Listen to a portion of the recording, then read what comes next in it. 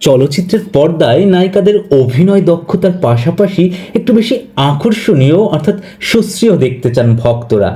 নায়িকারা হবেন অপরূপা সুন্দরী, তাদের দেখলে চোখ জুড়িয়ে যাবে, মুগ্ধ হবে হৃদয়, এমনটাই চাওয়া সব সিনেমা প্রেমীদের। আর এজন্য নায়িকাদের ফিটনেস ধরে রাখাটাও খুব জরুরি। আর এই রূপ, গুণ, অভিনয় দক্ষতা আর ফিটনেসের কম্বিনেশন একসঙ্গে হালের একই বাংলাদেশি নায়িকাদের মধ্যে পাওয়াটাও বেশ দুষ্কর।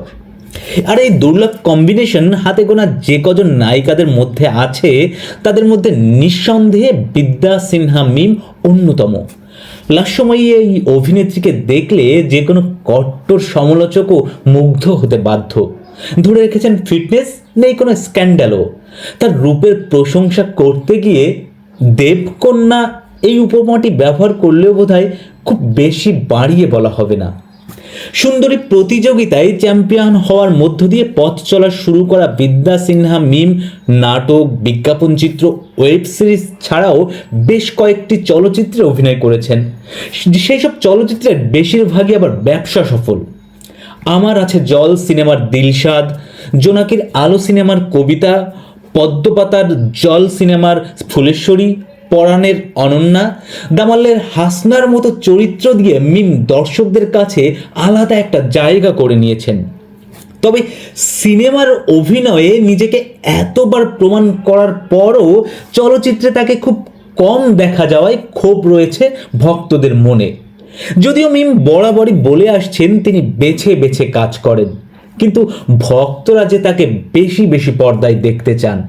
আর তাই এমন গুণী এবং রূপবতী নায়িকাকে ঠিকভাবে কাজে লাগানো যাচ্ছে না বলে নির্মাতাদের প্রতি অভিযোগ মিমের ভক্তদের। বর্তমানে বিভিন্ন পণ্যের দুতিয়ালি আর ফটোশুটেই বেশি দেখা যায় মিমকে, কিন্তু ভক্তদের চাওয়া মিম চলচ্চিত্রে ফিরুক, চলচ্চিত্রে মিমকে বেশি বেশি দেখা যাক। দর্শক, তবে মিমের চলচ্চিত্রে ফেরা শব্দটি নিয়ে আমাদের একটু আপত্তি আছে, কারণ মিম তো চলচ্চিত্র ছেড়ে যাননি। সম্প্রতি শেষ করেছেন দিগন্তে ফুলের আগুন নামে একটি সিনেমার শুটিং। হাতে রয়েছে দিনাজপুরে দলবদ্ধ ধর্ষণের শিকার ইয়াসমিনের জীবন নিয়ে আমি ইয়াসমিন বলছি নামে একটি সিনেমার কাজ। ভক্তদের আশা বরাবরের মতোই এই দুটি সিনেমাতেও নিজের মুনশিয়ানা দেখাবেন মিম। আর আমরা আশা করি এভাবে মাঝে মধ্যে কিংবা অনেক দিন পর পর নয়, বিদ্যা সিনহা মিমকে নিয়ে বেশি বেশি সিনেমা বানানো হোক। তাতে লাভ হবে বাংলা চলচ্চিত্রের।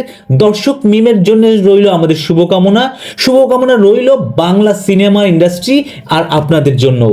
অনুরোধ রইল আমাদের পার্শ্বচিত্র চ্যানেলটি সাবস্ক্রাইব করে পাশে থাকার।